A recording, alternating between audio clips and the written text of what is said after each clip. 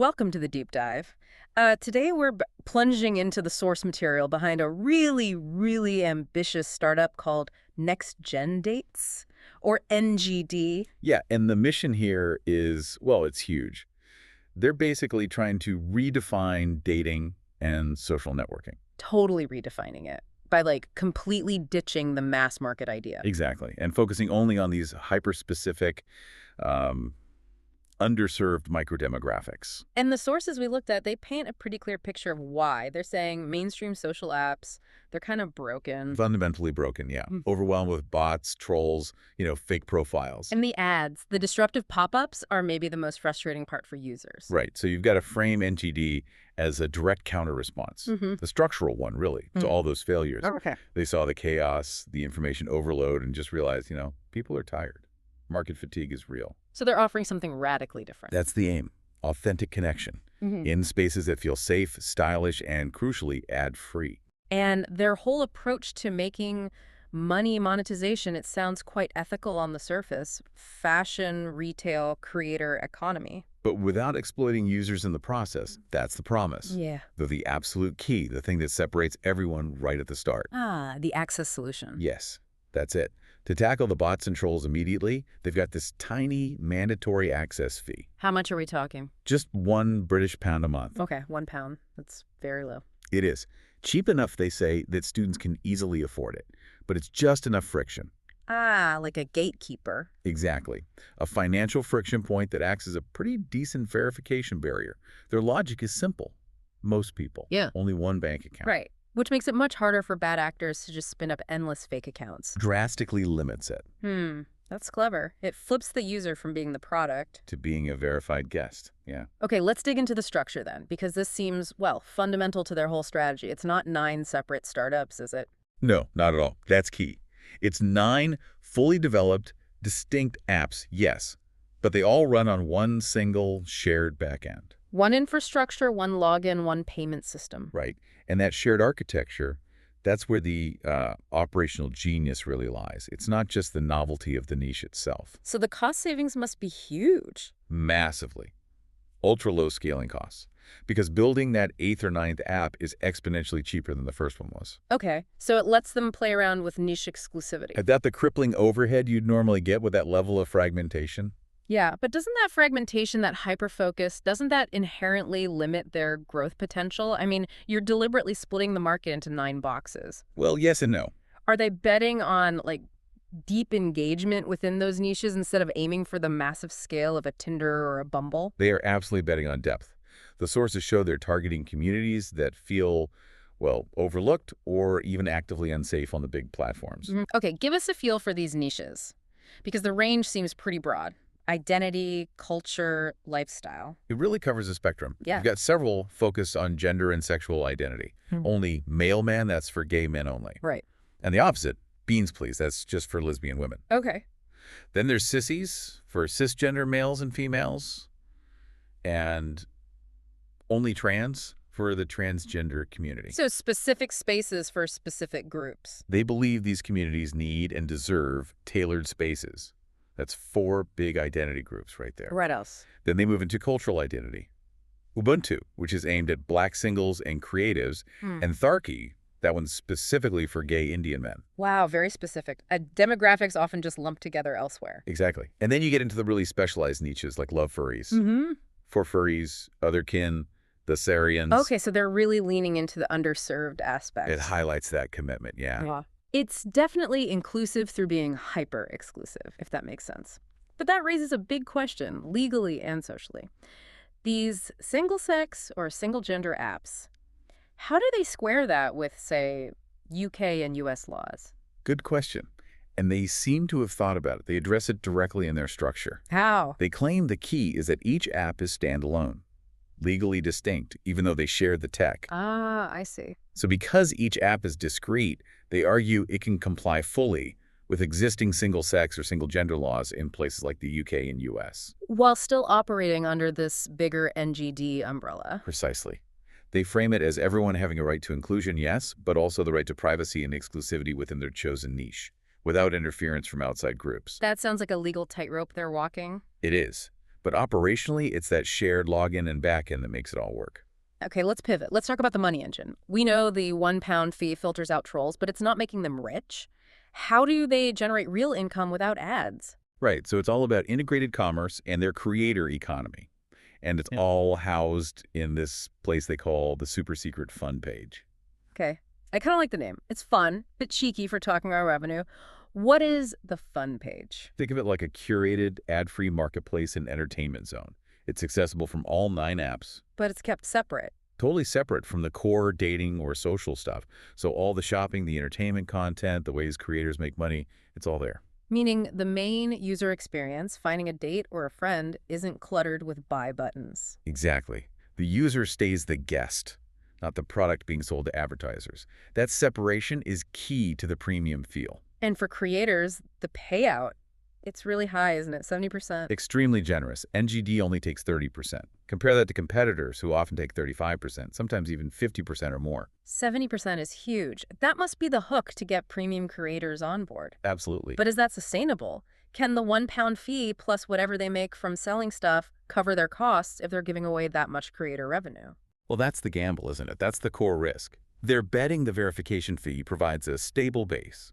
But they need serious transaction volume to make this 70% payout work. Exactly. So they offer 3 main ways for creators to drive that volume.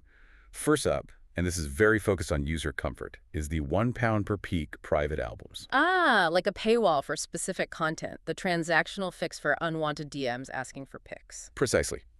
If users want to share exclusive stuff, fashion looks, maybe art, maybe adult content, they charge a small fee. It stops users being constantly, quote, pestered in your DMs. Sets a clear boundary by making private requests a transaction. Smart. What are the other 2 streams? Second is pretty straightforward.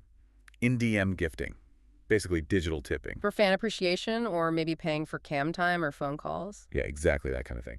And the third stream is handled through their own dedicated creator platform. It's called PrawnStar Wannabe. Okay, and this platform is described as creator subscription free. How does it actually work? Are they ditching the OnlyFans or Patreon monthly sub model? They are, yeah. The sources are quite clear. The platform itself has no subscription fee for the creators. So instead of me paying, say, 10 quid a month to 10 different creators. Right, you just pay your £1 network membership fee to get in. Yeah. Then all the monetization happens through individual transactions within the app. Like paying for specific content or services? Yeah, including paid cam work, which they mention is accessed through in-DM real-life video and audio features. Interesting. So the idea is low barrier to entry for the user, £1, means access to lots of creators. Which hopefully encourages more individual transactions, more volume. That's a really different model, focusing on microtransactions over recurring subs for content. Okay. Beyond digital stuff, they're also into physical products through dropshipping. Yes. And this is where those ultra-low overheads we talked about really shine again. Dropshipping means NGD holds no physical stock. No warehouses, no inventory risk. None of it. Which maximizes their profit margin on goods sold.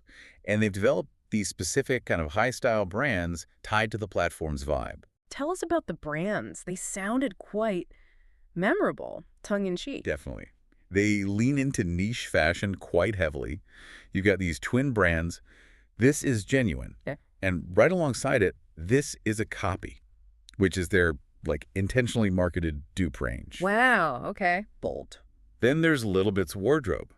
That's described as an Italian-designed fashion line sold via Redbubble and positioned as a tribute to the late Queen Elizabeth. Huh, that's quite a mix. Reverence and commerce. It is unique. Yeah. Then cosmetics. Yeah. Your makeup is terrible. Seriously? Yep. Apparently a RuPaul-inspired brand under their Beauty Roars umbrella. Clearly a name designed to grab attention, maybe provoke a reaction on social media. You think? Yeah, probably. And then tying it all together, there's a lifestyle coffee brand. More beans, please. Okay, that plays on the Beans Please lesbian dating app name. Exactly. And they say it's inspired by, old advertising nostalgia. It connects everything back. So we've got the £1 access fee, the dropshipping retail engine, the 70% creator payout system. But none of that works if the platform isn't actually safe and engaging, right? Absolutely not. Yeah. Which brings us to the tech and security side. Hmm. What role does AI play here? Is it about filtering content? Moderation? Less about moderation, it seems, and more integrated for, entertainment and helping users optimize their profiles. Driving engagement. How? They use this free, separate AI app called the Picky Bot. Picky bot. Okay. What does it do? Its job is purely functional. Yeah. It looks at a user's photo and basically gives advice on how to improve it, how to optimize it to get maximum attention within that specific app community. So it's like a personal marketing tool, not just a filter, helping you look better to the algorithm. Pretty much, yeah. Yeah. And that optimization, it feeds directly into their competitive structure. How so? They use a 10-star user rating system. Members vote on each other. And this lets users actively climb a public leaderboard within their app.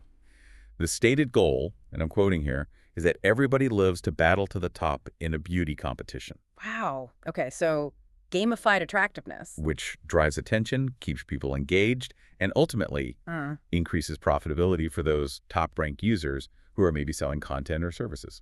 That whole mechanic framing social interaction as a competition tied to potential financial gain, that seems absolutely central to how this whole ecosystem is designed to function. It really does. But underpinning all that is this relentless focus on security, which seems to come from a very specific place. The founder's background, Paul. Yeah, Paul brings this really unusual, formidable mix of experience. 40 years in fashion and lifestyle.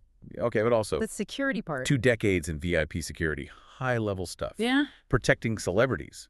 The sources mention Ed Sheeran, Harry Styles, Boy George, George Michael, even Joan Rivers. Wow. That's serious close protection experience. And the sources note his own personal experience with being stalked online really pushed him, fueled his determination to build a network where security and verification were absolutely non-negotiable. Safety meeting style. That phrase makes perfect sense now. The security expertise isn't just bolted on, it's like baked into the structure. Absolutely. So when you pull back and look at the competitive advantages, they're mostly structural. Right. You've got the 9 apps, shared backend. Huge advantage on scaling costs. Then the 1-pound model, which acts as that low-cost but effective verification system, gets rid of most of the noise, the bad actors. Hopefully. And the whole experience feels premium because it's ad-free, pop-up free. The revenue model doesn't depend on annoying the user. And that integrated dropshipping provides that sticky lifestyle revenue. Without the huge risks and costs of traditional retail. Yeah. So where are they now? They're looking for funding to actually launch this globally, right? They are. Seeking initial seed funding, the ask is quite specific, £250,000 for 15% equity. Okay. And where's that money going? It's earmarked for really critical scaling needs. 40%, a big chunk, is for global PR and influencer campaigns. Makes sense. They need targeted outreach to find people for these specific micro-demographics. Exactly. You can't just run generic ads. And another 20% is budgeted for creator partnerships. To basically seed the ecosystem, get those key creators on board to make the 70% payout model attractive to users. Precisely. Incentivize and onboard them. Okay. Well, this has been a really thorough deep dive. Next Gen Dates. They're basically positioning themselves as the first, maybe micro-demographic social network that fully builds in retail, creator monetization, and these AI attention mechanics. It's a seriously bold structural answer to that fatigue people feel with mass market social media. Yeah, a move to prioritize niche safety maybe over just chasing massive scale. And that core difference, it really seems to be that blend of VIP-level security thinking with high style. And that comes straight from the founder's unique background. They've built this incredibly complex system designed to keep users safe, but also simultaneously encouraging them to compete and spend money. Yeah, it's a fascinating balance. Which leaves us and you with this final thought to chew on. Given that this whole platform is built to make money from users competing for attention via that 10-star AI ranking, and also designed to sell personal, sometimes private content for small fees, what does this highly curated, transactional, micro-niche world really imply about where digital self-expression is going? Is this model genuinely a safer digital space? Or is it maybe just a more efficient, more structured, and ultimately more profitable version of the digital like we already know?